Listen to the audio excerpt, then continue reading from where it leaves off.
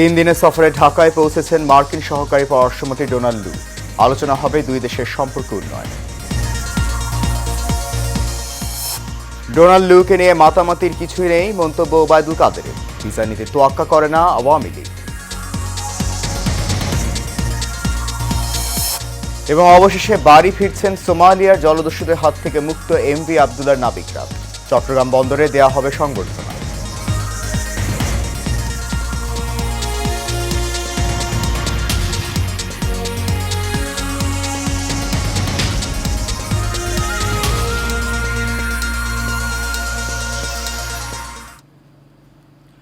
সবাইকে স্বাগত জানাচ্ছি এশিয়ান নিউজে। আপনাদের সাথে আছি আমি সৈয়দ মাহিউজ্জামান মুখর।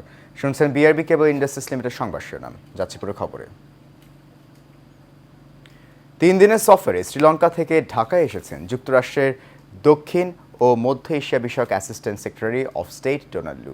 জানা গেছে ডোনাল্ড লুর ঢাকা সফরে দুই দেশের মধ্যে বাণিজ্য, বিনিয়োগ, নিরাপত্তা, প্রতিরক্ষা, জলবায়ু পরিবর্তন, নাগরিক অধিকার সহ বিভিন্ন বিষয়ে আলোচনার প্রাধান্য পাবে। এছাড়া তিনি সরকারি ও বেসরকারি নানান পর্যায়ে বৈঠক করবেন। ঢাকা সফরের প্রথম দিন প্রধানমন্ত্রীর বেসরকারি শিল্প ও বিনিয়োগ উপদেষ্টা সালমান এফ রহমানের দেয়া এক নৈশভোজে যোগ দেবেন ডোনাল্ড লু। মার্কিন পররাষ্ট্র দফতর জানিয়েছে ভারত, শ্রীলঙ্কা ও বাংলাদেশ সফর করবেন ডোনাল্ড লু। তার এই সফরের মধ্য দিয়ে দেশগুলোর সঙ্গে যুক্তরাষ্ট্রের দ্বিপক্ষীয় সম্পর্ক জোরদার হবে বলে প্রত্যাশা করছে ওয়াশিংটন। যুক্তরাষ্ট্র যে একটি মুক্ত, অবাধ ও সমৃদ্ধ ভারত প্রশান্ত মহাসাগরীয় অঞ্চল দেখতে চায়, ডোনাল্ড লুর সফরে সেটাই গুরুত্ব পাবে। ডোনাল্ড লু ঢাকা সফর নিয়ে মাতামাতির কিছুই নেই বলে মন্তব্য করেছেন সড়ক পরিবহন ও সেতুমন্ত্রী এবং আওয়ামী লীগের সাধারণ সম্পাদক ওবায়দুল কাদের। আজ সচিবালয়ে সাংবাদিকদের সাথে মতবিনিময়ে তিনি এই কথা বলেন। এ সময় তিনি আরও বলেন, মার্কিন ভিসা নীতির তোয়াক্কা করে না আওয়ামী লীগ। দেশে আন্দোলনের কোনো ইস্যুই নেই, এই জন্য বিএনপি ভারতীয় পণ্য বর্জনের নতুন ষড়যন্ত্র শুরু করেছে বলেও মন্তব্য করেন সেতুমন্ত্রী। বিএনপির নিজেদের নেতা কর্মীরাই ভারতীয় পণ্য বর্জন করবে না বলেও জানান তিনি। এ সময় ওবায়দুল কাদের আরও বলেন, বিএনপির নেতাকর্মীরা এখন হতাশ। তারা দলটির সিনিয়র নেতাদের ওপর আস্থা হারিয়ে ফেলেছে। ভারতীয় পণ্য বর্জন করবেন। কিছুদিন আগে একটা টেস্ট কেস আমরা তো দেখি, এটা কি সম্ভব যে ভারতীয় মশলা ছাড়া কি আমাদের দেশে চলে? এগুলো তো আসবে। আমার মনে হয় এটা একটা উদ্ভট চিন্তা এবং এটা একটা ব্যর্থ চেষ্টা। বিএনপি এখন আসলে সব হারিয়ে খড়কুটো ধরে বাঁচতে চায়। জাহাজ এমভি আবদুল্লাহ জলদস্যুদের হাত থেকে মুক্ত হওয়ার প্রায় 1 মাস পর জাহাজটির 23 নাবিকের আজ ঘরে ফেরার কথা রয়েছে। সোমবার সন্ধ্যা 6টায় পণ্যবাহী জাহাজটি কুতুবদিয়ায় নোঙর করে রাখা হয়েছে।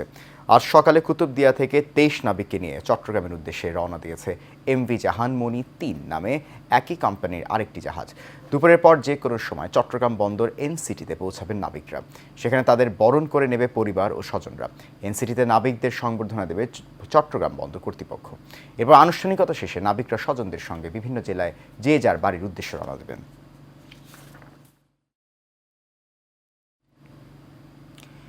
দেশের 7 জেলার বিভিন্ন অঞ্চলের ওপর দিয়ে বয়ে যাচ্ছে মৃদু তাপপ্রবাহ। এটি আরও কয়েকদিন অব্যাহত থাকবে। তাপপ্রবাহ চলমান জেলাগুলো হচ্ছে টাঙ্গাইল, রাজশাহী, পাবনা, যশোর, নীলফামারী, রাঙামাটি ও ফেনী। সোমবার সন্ধ্যা থেকে পরবর্তী 72 ঘন্টার আবহাওয়ার পূর্বাভাসে তথ্য জানিয়েছে আবহাওয়া অধিদপ্তর। আবহাওয়াবিদ বজলুর রশিদের সই করা পূর্বাভাসে বলা হয়েছে, লঘুচাপের বর্ধিতাংশ পশ্চিমবঙ্গ থেকে উত্তর পশ্চিম বঙ্গোপসাগর পর্যন্ত বিস্তৃত রয়েছে। তবে আগামী 24 ঘন্টায় রংপুর, রাজশাহী, ঢাকা, ময়মনসিংহ, খুলনা ও সিলেট বিভাগসমূহের 2-1 জায়গায় অস্থায়ীভাবে দমকা, ঝোড়ো হাওয়া সহ বৃষ্টি বা বজ্রসহ বৃষ্টির সম্ভাবনা রয়েছে। এছাড়া দেশের অন্যত্র অস্থায়ীভাবে আংশিক মেঘলা আকাশ সহ আবহাওয়া প্রধানত শুষ্ক থাকতে পারে।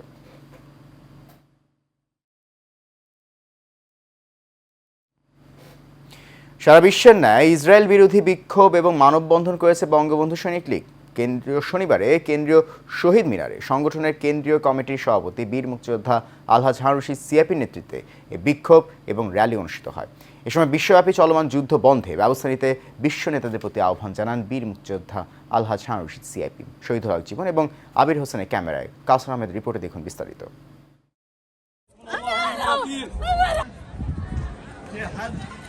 ফিলিস্তিনিদের উপরে ইসরায়েলি বর্বর বাহিনীর চালানো আগ্রাসনে পুরো বিশ্বে নিন্দার ঝড় উঠেছে।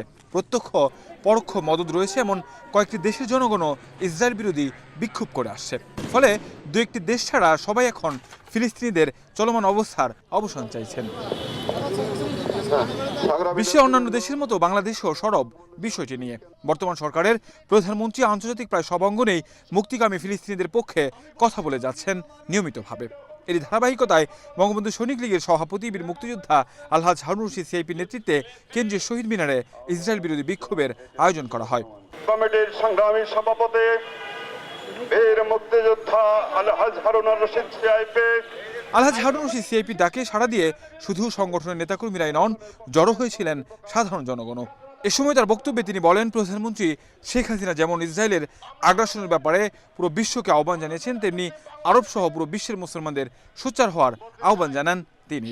মাননীয় প্রধানমন্ত্রী নির্দেশে সারা বিশ্বে এই ফিলিস্তিনির পক্ষে কথা বলা যেতেছে। যেই কোনো মিটিংয়ে যায় প্রথম ফিলিস্তিনি, তারপরে আমাদের রোহিঙ্গা, এই কথা দুইটা জিনিস বলা যেতেছে।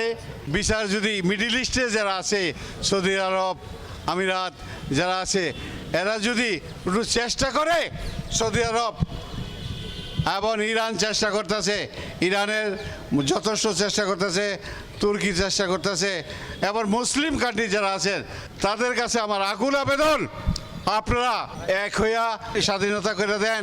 পাখির মতো গুলি করে হত্যা, নির্বিচারে নারী সহ একটি জাতিকে নিধন করা এই বর্বর জাতির বিরুদ্ধে সুযোগ থাকলে আরও একবার অস্ত্র ধরবেন বলে জানান বাংলাদেশের রণাঙ্গনের এই বীর মুক্তিযোদ্ধা। ইসরায়েলের বিরুদ্ধে ইসরায়েল যেন আল্লাহ তাআলা তাকে ধ্বংস করার জন্য আমরা দোয়া করি আল্লাহর কাছে। আল্লাহ তার যে এই শক্তি আল্লাহ দিছে, এই শক্তি একমাত্র আল্লাহ ছাড়া আর কেউ পারবে না, কারণ কেউ কথা সে রাখতেছে না। মাননীয় প্রধানমন্ত্রীর কাছে আকুল আবেদন, আপনি হুকুম করেন, আমরা চলে যাই, ফিলিস্তিনের পক্ষে যুদ্ধ করব।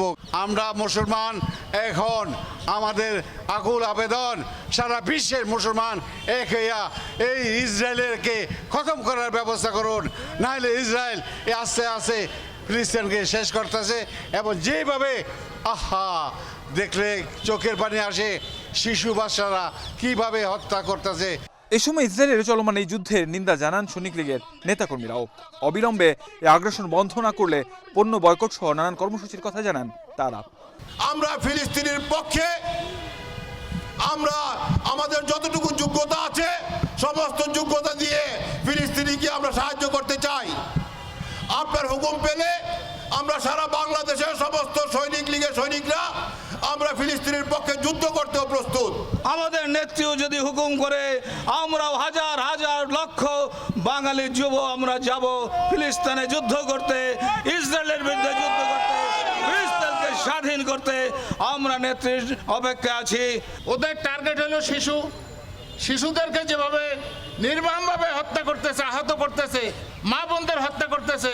মহান আল্লাহ রাব্বুল আলামিনের কাছে প্রার্থনা, আল্লাহ তুমি ওদেরকে হেদায়েত দাও, নতুবা ওদেরকে ধ্বংস করে দাও। বঙ্গবন্ধু সৈনিক লীগ একটি যে পদক্ষেপ নিয়েছে, আজকের এই প্রতিবাদ করেছে, এটা অত্যন্ত ন্যায়সঙ্গত। এই প্রতিবাদে আমাদের নেতা হচ্ছেন, মধ্যমণি হচ্ছেন সিআইপি হারুন রশিদ, তার নির্দেশে আজকে আমরা এখানে সমবেত হয়েছি। জানান সব দেশ, জাতি এবং ধর্মের মানুষের এখন একটাই দাবি, অবিলম্বে বন্ধ হোক চলমান এই আগ্রাসন। পরে বঙ্গবন্ধু সৈনিক লীগের কেন্দ্রীয় সভাপতি আলহাজ হারুন রশিদ সিআইপির নেতৃত্বে কেন্দ্রীয় শহীদ মিনার থেকে একটি র্যালিও বের হয়। কাউসার আহমেদ, এশিয়ান টেলিভিশন, ঢাকা। সোহেল হোসেনকে আহ্বায়ক করে যাত্রাবাড়ী থানায় 31 সদস্য বিশিষ্ট কমিটি ঘোষণা করেছে বঙ্গবন্ধু সৈনিক লীগ। সোমবার বিকেলে এশিয়ান টেলিভিশনের প্রধান কার্যালয়ে বঙ্গবন্ধু সৈনিক লীগের সভাপতি বীর মুক্তিযোদ্ধা আলহাজ হারুন রশিদ সিআইপি এ আহ্বায়ক কমিটি ঘোষণা করেন। সৈনিক লীগ ঢাকা মহানগর দক্ষিণের আহ্বায়ক আবুল কালামের নেতৃত্বে নতুন কমিটির নেতারা বীর মুক্তিযোদ্ধা আলহাজ হারুন রশিদকে ফুলেল শুভেচ্ছায় সিক্ত করেন। এ সময় যাত্রাবাড়ী থানা বঙ্গবন্ধু সৈনিক লীগের আহ্বায়ক কমিটির নেতাকর্মীদের আলহাজ হারুন রশিদ সিআইপি ঐক্যবদ্ধভাবে সংগঠনের গঠনতন্ত্র অনুযায়ী চলার নির্দেশ দেন। একই সাথে আগামী দিনের স্মার্ট ও উন্নত বাংলাদেশ বিনির্মাণে প্রধানমন্ত্রী শেখ হাসিনার হাতকে শক্তিশালী করতে বঙ্গবন্ধুর আদর্শ বাস্তবায়নের আহ্বান জানান।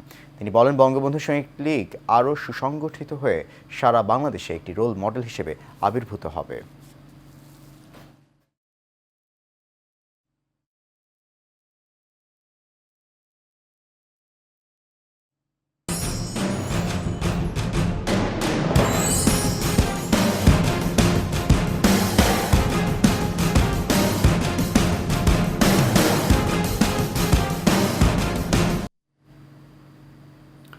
আগামী ২১ মে গাইবান্ধা জেলার ৩টি উপজেলা পরিষদের নির্বাচন অনুষ্ঠিত হবে। ভোট গ্রহণকে সামনে রেখে প্রার্থীরা প্রচারণায় ব্যস্ত সময় পার করছেন।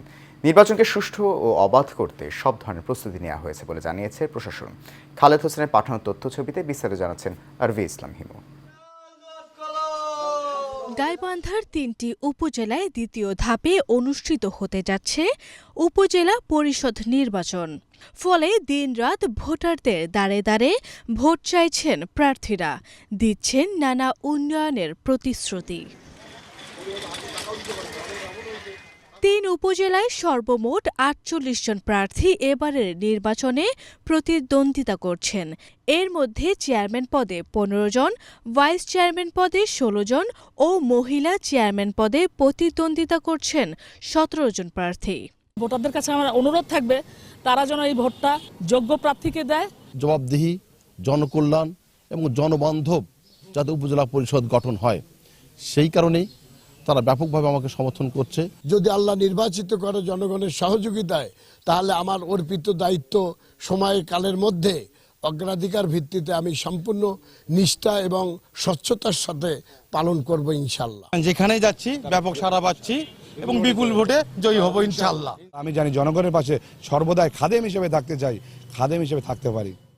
এদিকে নির্বাচন অংশগ্রহণমূলক ও শান্তিপূর্ণভাবে সম্পূর্ণ করতে সকল প্রস্তুতি নেওয়া হয়েছে বলে জানান রিটার্নিং কর্মকর্তা।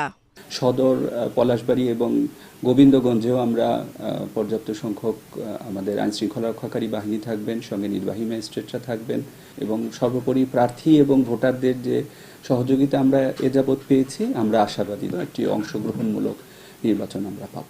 ৩ উপজেলায় মোট ভোটার ১০,৫৫,৬১৩ জন, যেখানে ৪১৮টি ভোট কেন্দ্রে ভোটাররা তাদের ভোট প্রদান করবেন। আরভি ইসলাম Himu, Asian television.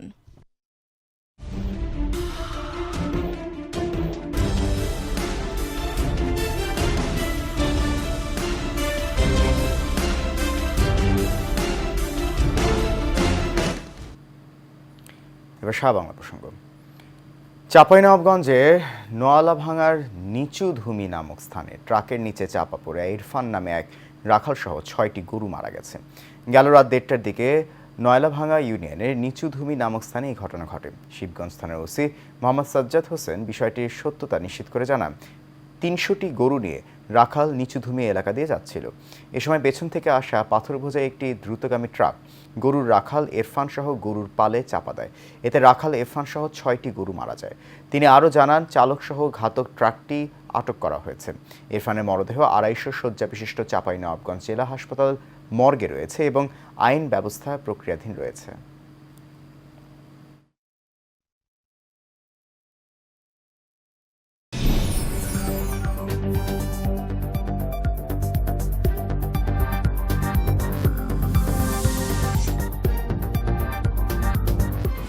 HM Expert B500 CWR স্বাধীনতার সুবর্ণ জয়ন্তীতে নতুন বাংলাদেশ গড়ার প্রত্যয়। HM Steel B500 CWR।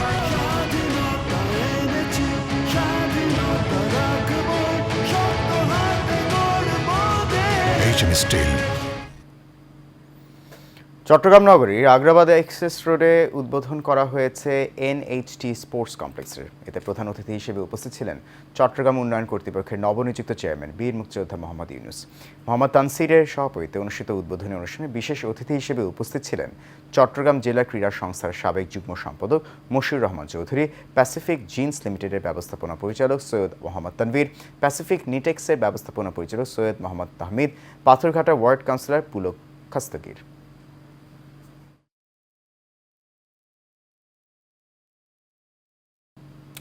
এর সাথে শেষ করবে এশিয়া নিউজ। তার আগে বিআরবি কেবল ইন্ডাস্ট্রিজ লিমিটেড সংবাদ শিরোনামগুলো জানাচ্ছি আরও একবার।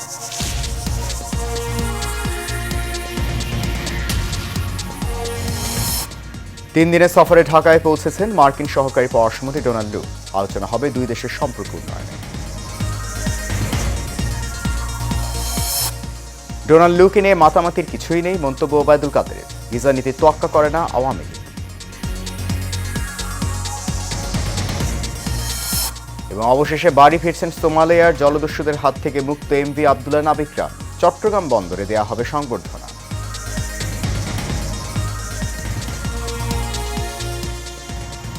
এশিয়া নিউজ এ পর্যন্তই। আমাদের পরবর্তী সংবাদ দেখার আমন্ত্রণ রইল। এতক্ষণ সঙ্গে থাকার জন্য অনেক ধন্যবাদ সবাইকে।